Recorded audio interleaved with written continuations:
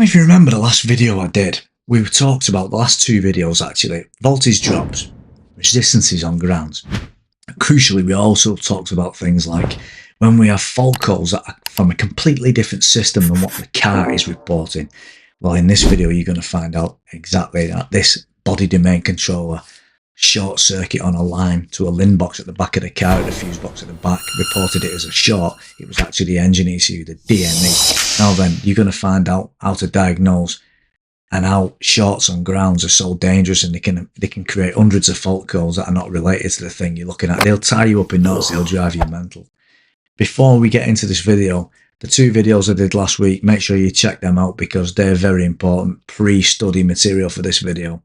I've got my own wiring diagram. We're going to flash it on the board. I'm going to talk through it. I've pre-recorded it, and you're going to see exactly the layout of the system. Then you're going to see some real life footage when I uncovered this problem. This car almost made me want to quit my job.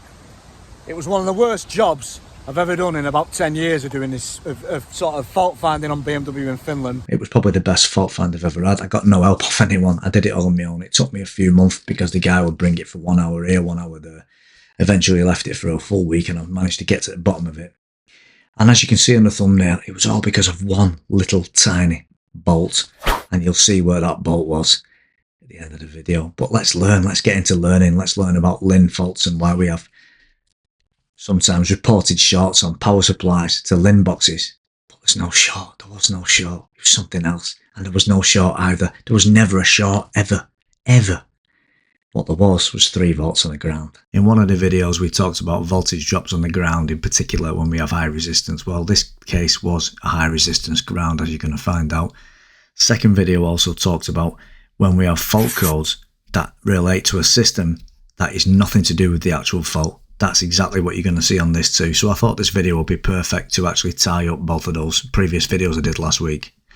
Let's get into this job anyway. This car came to me with a fault reported for this area. This is called the LIN distribution box, power distribution box, and this is it on the screen. It sits on the rear fuse box, relay box, and this is a microprocessor controlled switching device which switches this dumb relay and fuse box. As you can see, there's a couple of relays, a couple of fuses, that's all. No microprocessor. This is the one that does all the switching. Heated rear screen, for example, you'll get a message down the SV LIN from the body domain controller here, A258, and then this will get messages from local CAN bus, from the wiper stalk, from the SZL module around the steering wheel.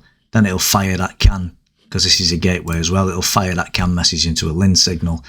Power distribution box at the back takes those messages and actuates what the BDC wants it to do. Okay, fault code, I'll flash it on the screen for you now, reported specifically this line here, 15.1. I've wrote it there, it's a bit clearer for you. Now what does 15.1? 15.1 basically essentially means terminal 15 and it's number 1, meaning there's multiple terminal 15 outputs from the BDC unit. Second one is terminal 15.3, very important, we'll get onto that in a minute. Both of these are joined inside the BDC with a common pin soldered together. It's the same wire essentially, just across pin 1 and pin 2. What are they? Well, these are power supplies. So the BDC is going to send a power supply from the transistor inside the BDC and it's going to power the LIN distribution box. So this pin here, this yellow wire, is the power supply for the LIN distribution box.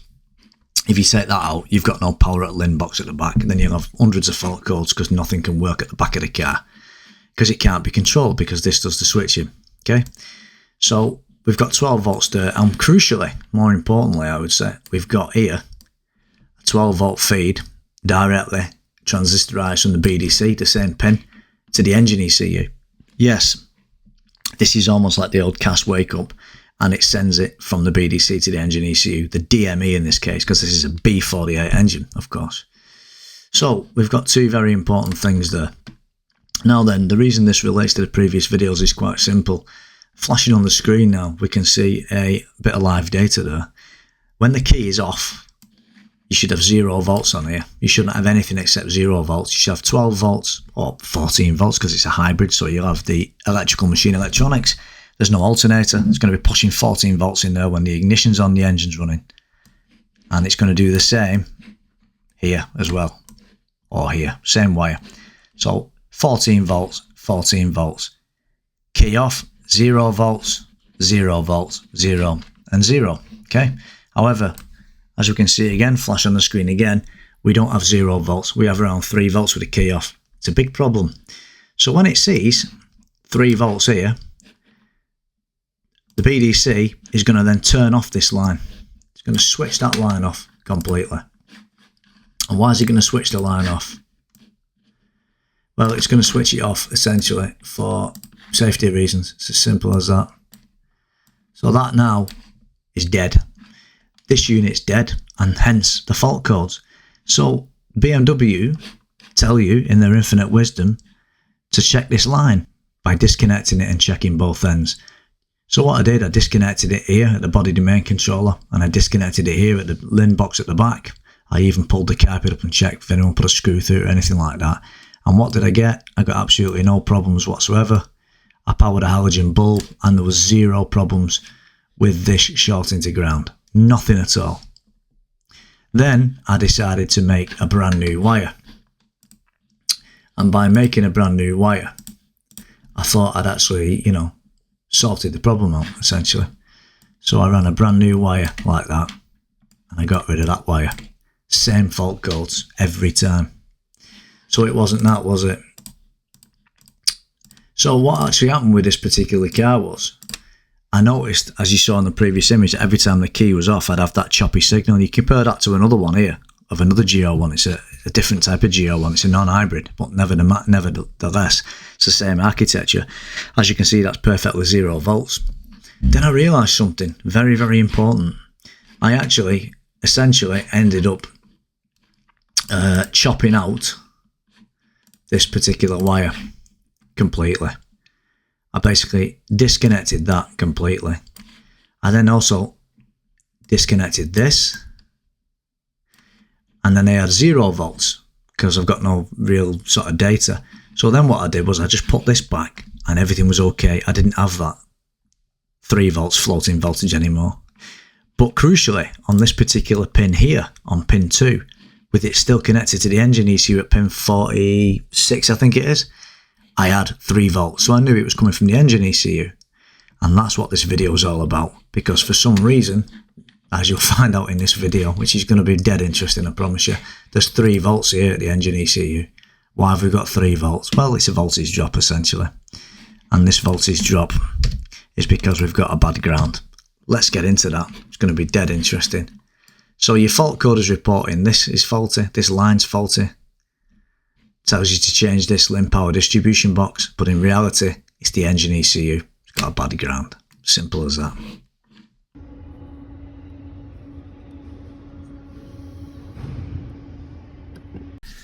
Right, so you're wondering what I'm doing here. I've cut the wire, the power supply to the engine ECU, the DME, into 2 pieces.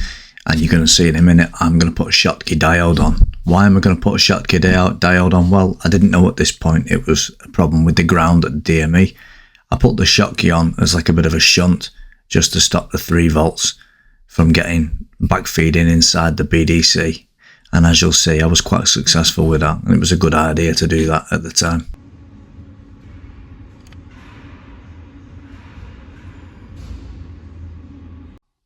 So there you are, I froze it just at the right moment there, 3.2 volts. It's a ghost voltage coming from the engine ECU, the DME, and that's with basically the key off. So the car is sort of shut down. And as you can see, that's the bottom of the Schottky diode, that's the input from the DME. And just look what happens when we go to the other side of the Schottky diode.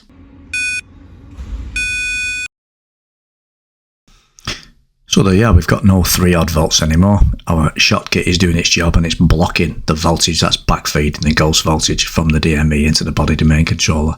So that's done the job. I was able to erase the fault code at this point, and if the fault code didn't come back, but as you'll see shortly in the video, I wasn't able to stop the engine ECU, the DME, from cutting out once it got to the 9 volt minimum operating threshold, because there was a voltage drop, and as we're going to see, it was the ground circuit. Just a point I want to make here, that ground that you see on the Power Probe Maestro, it's not a ground in that sense, it's just picking up a ground because the car's powered down. It's picking something up from the BDC. There's a huge volume of fault codes. But if you look at the fault codes for the engine ECU, the DME, There's a lot, isn't there? And it all seems to be pointing to the fact that there's no battery voltage. That's the DME basically, and that's the battery voltage, but the whole vehicle is 14.5 with battery support on, and I can show you that. There. That's a problem, and as you'll see, it's a bad ground. You can see on the screen there, we've got a problem with the DME voltage. It's saying that it's only essentially 10.5 volts, and what's happening with this X3 Hybrid? It's dying because there's not enough voltage power or anything. But as you can see, there's 6 power supplies there, and they're all 14 volts. So you would think there's a fault inside there. But the video I did yesterday, if you remember, about voltage drop, we don't need to load this. We've got 3 ground. Ground is a power supply. Just get that in your head. A ground is a power supply. These are all on the same ground point. Check this out. You're going to absolutely wet your pants. That there is a fault finder's wet dream.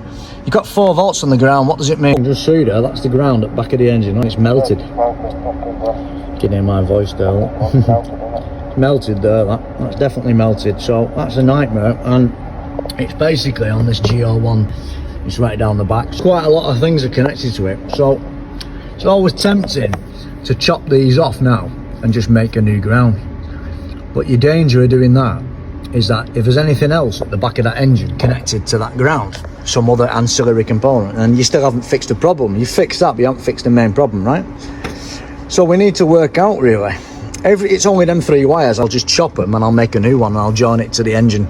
So what I've done, I've made a new wire all the way into there. I've used 4 separate strands to give it a huge amount of current carrying capacity, and I've just sort of tapped them in and soldered them into the existing wires without cutting them. As you can see now, we don't have any voltage drop, we have perfect ground. You should have 14 volts. There we are, so it's now fixed, isn't it? You've got perfect ground. And that's why we only had 10 volts before, because we had no ground, or we had a bad ground. Well guys and gals, I'm so happy to see that. Battery voltage finally in the DME. A little bit more than what's on the car. So yeah, I'm dead happy with that. I'm made up actually, to be honest. And this is the actual wiring harness off that car. You notice that it looks like it's been chopped and damaged, but in reality it's been arcing actually. It's been arcing, it's got really hot. And the reason it's been arcing is the bolt was just as simple as that. Eventually you get so much heat, it discolours and damages it. You can actually see even the cable is started to go black as well. And all that because it's at the back of the engine block. It's a very stupid place to put a main ground, because it grounds so many other things other than the engine ECU, other than the DME, water pumps and things like that. So there you are, all them fault codes for just one loose bolt. Incredible, isn't it? For more advanced fault finding tips like these, make sure you hit the subscribe button, and I'll see you in the next video.